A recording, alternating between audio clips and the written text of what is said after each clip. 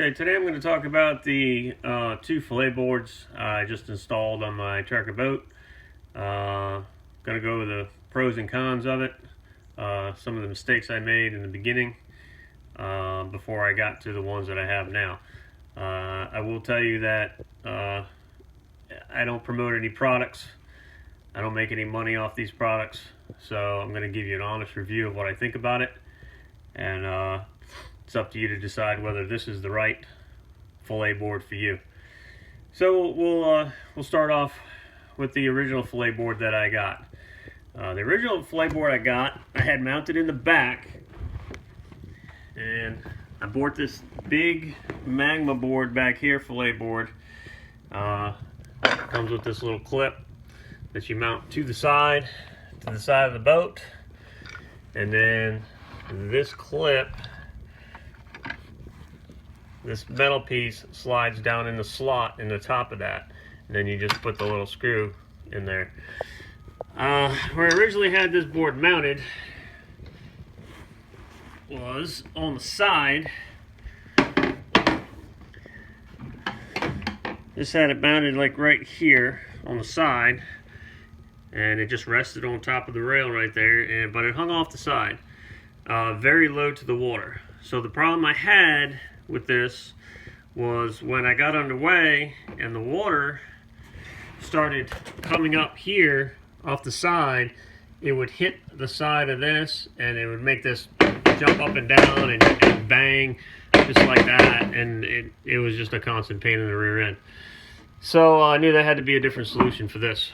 I didn't like this setup, so I took it off for now. I did some research. I did go on Amazon. I ended up on Amazon after all the research I did.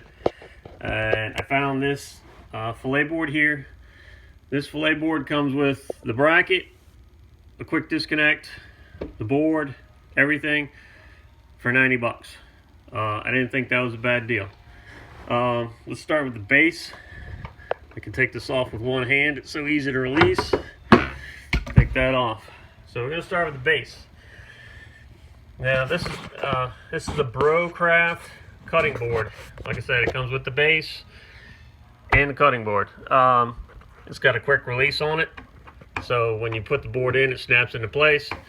Now these brackets are mainly made for the VersaTrack rail system. They can be used on there's other different ways you can mount them, but primarily they are designed for the VersaTrack rail system. They have carriage bolts behind here, and then you just screw these tight screws to it. There's also the same thing. There's one down in here with a thumb screw on the back. Probably can't see it. Maybe you can. So you can mount it to a bracket. You can mount these things, even tip it sideways. So this would be at the top if you wanted to. You could slide it down in there. So obviously I have the VersaTrack rail system, so this is pretty easy for me. Now on the tracker boats, on the VersaTrack rail systems, I have added a lot of things. I have lights here, I have wires going through here to all the lights. I have this rod holder here, and on this rail they only make one hole that's towards the bow of the boat to put the carriage bolt in there and then slide it all the way down. So obviously I couldn't do that because I have all this stuff in there. So what I do, it's pretty easy. I just take on my drill a 31/64 drill bit, and I figure out where I'm going to want to put my accessory. And what I'll do is I'll just drill a hole right there. Like I'll just drill into the rail right there, so it gives me the spot to put my carriage bolt. So basically right behind and then I just put the bracket over it and cover up the hole. So right behind this bracket there's a 31/64 hole. I just put the carriage bolt in, slide it to the left, put this one in the middle, slide it to the right, and I cover it up with the bracket. Very simple. It's an easy way rather than moving all this stuff I got right here. So anyways, so not much to the bracket. it mounts in the rail system. It mounts sideways. Whatever you want to do, a little imagination goes a long way. You can do whatever you want with it. It's got the quick release for the base. On the bottom of the cutting board, it just has a male base right there that slides into the that base, and so you just take it, pops in real quickly, easy peasy, solid, very solid, doesn't go anywhere, doesn't move. Now this is a good sized board. It's a big board, but it's also a compact board. This fits in my storage compartment much better than that big board I originally got. A lot of other nice features about this board. Let's see what the size of this board is here. This is the inside working depth, or the length of this board is 18 inches, and then it looks like 10.5 inches wide. So 18 by 10, that's a pretty big board. What I also like about it is, unlike the other one I bought, well, it does have a couple handles here you can grab onto. You know, you can just stick your hand in here and grab it, carry it if you need to. What I like about this is it has a high back on it. All the way around, it's got high sides. The other one before, when I was cutting up my bait, it would slide towards the back side, and I'd have to worry about it either falling off because the back was only like a ½ inch high. These are really nice. It keeps all your stuff contained nicely. It does have a slot right there for your fillet knife. I got a fillet knife here. Let's see. It's my fillet knife. So you just stick it in there. And it also has a spot for if you want to put some either needle nose pliers or regular pliers to take out fish hooks, whatever you need it for.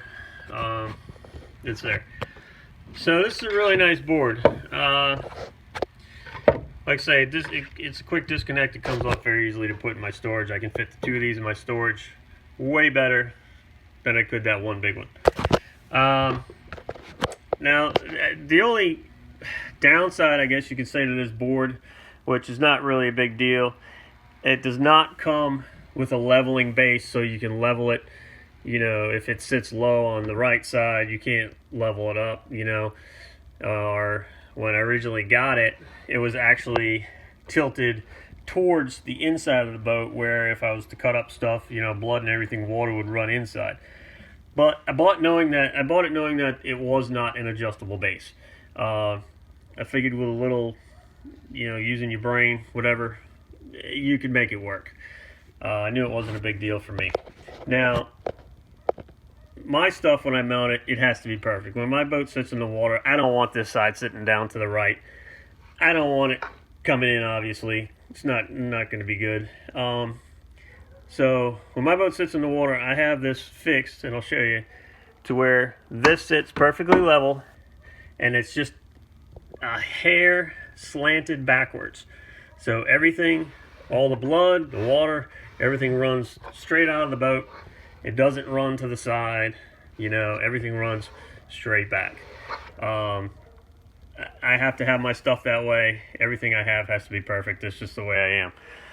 So the easy way to correct that is these screws that it came with. They're pretty long, and it doesn't take much of an adjustment to fix it. And I'll show you what I did. Very easy. I had some 1/4 inch flat washers hanging around, and what I did was, hey, you can see, on the front side, if you just flip it up, the front side on the base, I just put 2 1/4 inch washers here. I have 4 here, and then if you flip around, I have 2 on that side, and then I have none on that side. Okay, so that allows me, and I just screwed it down and the screws are fine, it worked fine. So that allows me to not have the board sitting this way at an angle. It picks it up and it tilts it back just a little bit. It was that simple. If you want to buy the adjustable base, so you can adjust it this way, this way, this way, this way, whichever way you want, those bases are twice the price. I can tell you they're The cutting board with the base is like $150 versus $90 for this one. A couple washers, you know, depending on your boat. This is probably going to be pretty much the same setup as anybody else's boat. So with just a couple washers, you know, it was fixed. Not a problem. So it works perfect. Like I say, it's solid. This board's not going anywhere. Sits back. It's a perfect board. I mean, you can put a big fish up here and not have a problem with it. Okay, so like I said, I bought 2 of these. So I'm going to go to the back. Show you what I did with the back.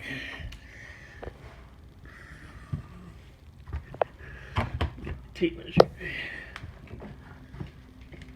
So the original, this is the one I have in the back, behind the console, behind the driver's seat. Like I say, the original board I had sat right down here on the top of my rail. And now you can see I have a huge space here. So now my wake, when it comes up here, it won't hit my board, it won't hit the side of my board. And then channel, it was channeling before, and then it was like the water was like pouring in the back of my boat right here like a gutter. It would come up underneath the board, channel in and go over. I'd have to run my bilge pump to get all the water out. It was horrible. Anyway, so now you can see off the deck sits about 8.5 inches. 8.5 inches off the deck. Very nice. I do not have a problem with the water anymore. Now on this one, I did the same thing with the washers on this one. I got the same amount of washers. Everything's the same. You see the base of it. I got 4 washers on the right side, 2 on the left side. Same exact thing as I did with the front, because obviously it sits the same way in the water. The only thing different I did about this base is right here.